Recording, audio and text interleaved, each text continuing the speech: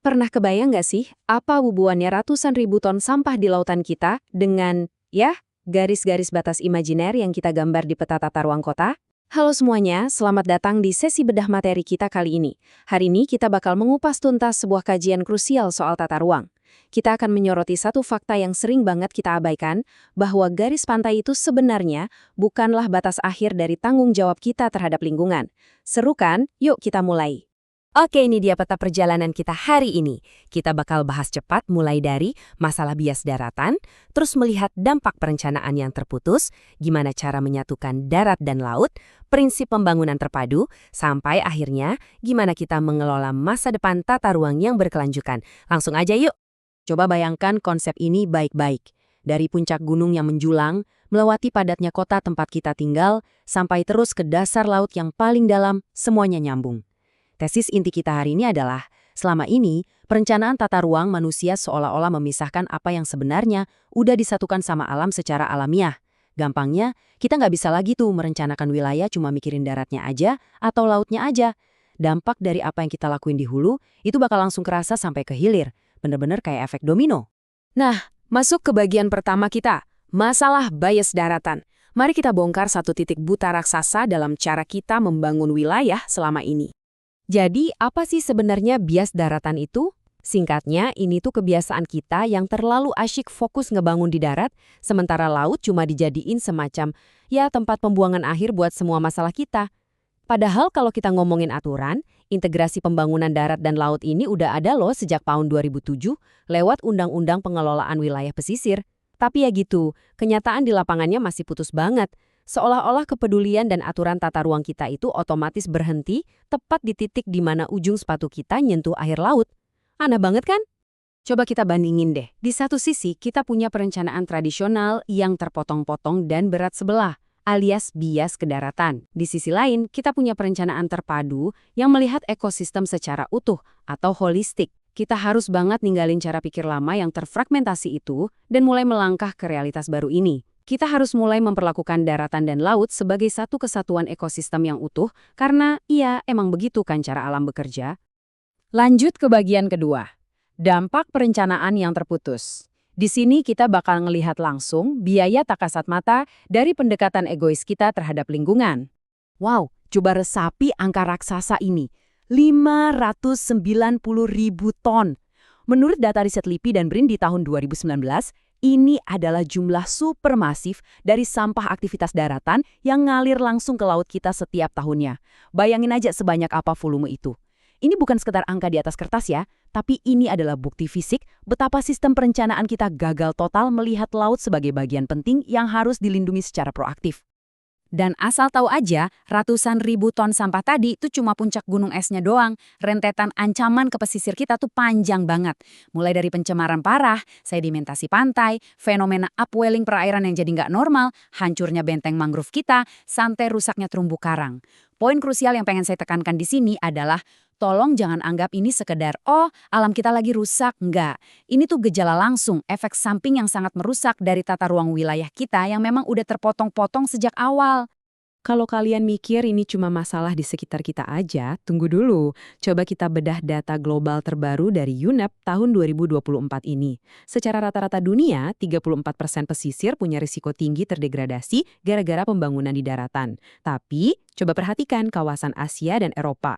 Wah, angkanya melonjak drastis, jadi 69% di Asia dan bahkan mencapai titik kritis 86% di Eropa.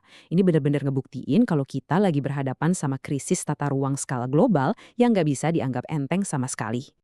Oke, setelah paham seberapa gawat masalahnya, kita masuk ke bagian ketiga, menyatukan darat dan laut. Mari kita pahami realitas biologis dan sosial ekonomi pesisir kita. Faktanya di lapangan tuh kayak gini, ada interaksi dua arah yang sangat dinamis antara darat dan laut. Baik dari sisi ekologi, ekonomi, maupun sosial, dua dunia ini saling terhubung tanpa sekat.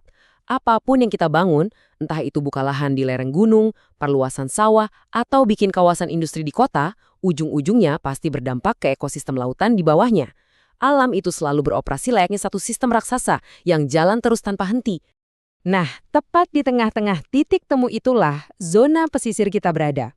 Area ini luar biasa rentan dan rapuh karena terus-terusan ditekan oleh ledakan populasi sama aktivitas ekonomi. Terus, kenapa kita harus peduli?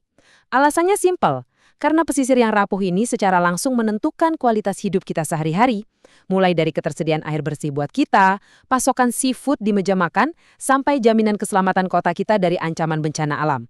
Semuanya bergantung 100% ke zona ini. Jadi, solusinya gimana dong? Yuk, kita bahas di bagian keempat, prinsip pembangunan terpadu. Kita bongkar kerangka kerja konkret buat ngeberesin ini semua.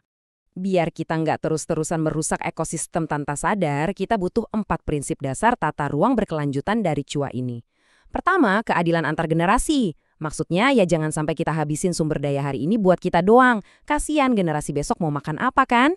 Kedua, keterpaduan. Alias nggak ada lagi tuh cerita satu sektor jalan sendiri-sendiri. Ketiga, tata ruang mutlak harus berbasis ekosistem alamiah, bukan cuma mikirin batas administrasi politik di peta.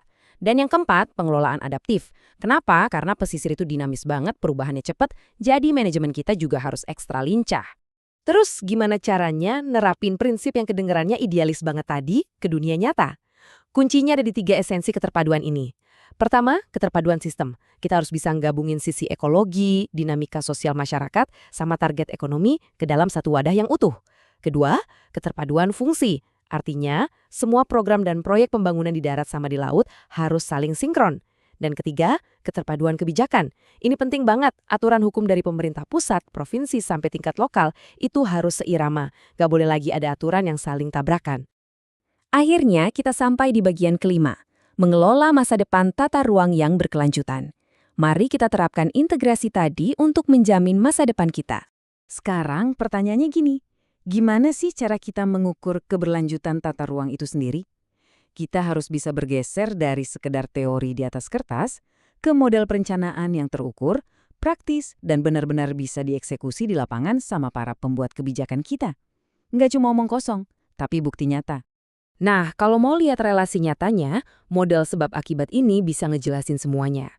Kalau kita ngelakuin tindakan yang ngasih tekanan ke alam, kayak ekspansi ekonomi gila-gilaan, buang sampah makin banyak dari darat, atau bikin tata ruang yang asal-asalan, alam bakal langsung bereaksi. Reaksinya apa? Daya dukung lingkungan merosot tajam, ekosistem jadi gampang rusak, dan layanan dari alam ke kita juga ikut hancur. Konsep tata ruang berkelanjutan itu simpel sebenarnya. Kita boleh manfaatin ruang untuk ekonomi, asalkan kita awasi ke tata rantai ini supaya aktivitas kita nggak membanjiri kapasitas penyangga yang dimiliki alam. Kalau bisa dirangkum, pesan utamanya tuh jelas banget. Pemanfaatan ruang kita mutlak harus berada di dalam batas-batas toleransi ekologi. Kenapa? Biar ekosistem tetap bisa ngasih kita makanan, air bersih, dan udara segar untuk generasi kita saat ini dan generasi penerus nantinya. Kelestarian lingkungan itu bukan sekedar opsi pemanis buat pembangunan, melainkan fondasi mutlaknya. Kalau kita bisa menghapus sekat artifisial antara perencanaan darat dan laut di kepala kita, itu udah langkah penyelamatan yang luar biasa penting. Dan sebagai penutup, saya mau ninggalin satu pertanyaan yang lumayan bikin mikir nih. Kalau ekosistem alam kita yang luar biasa menakjubkan ini terhubung tanpa pernah kenal batas wilayah geografi, terus kenapa peta rencana tata ruang kita masih ngotot berhenti secara tiba-tiba di bibir pantai? Udah waktunya kita ngegambar ulang cara kita melihat ruang secara utuh. Terima kasih banyak ya udah nemenin sesi bedah materi kali ini. Semoga nambah insight baru buat kita semua dan sampai ketemu di pembahasan seru berikutnya.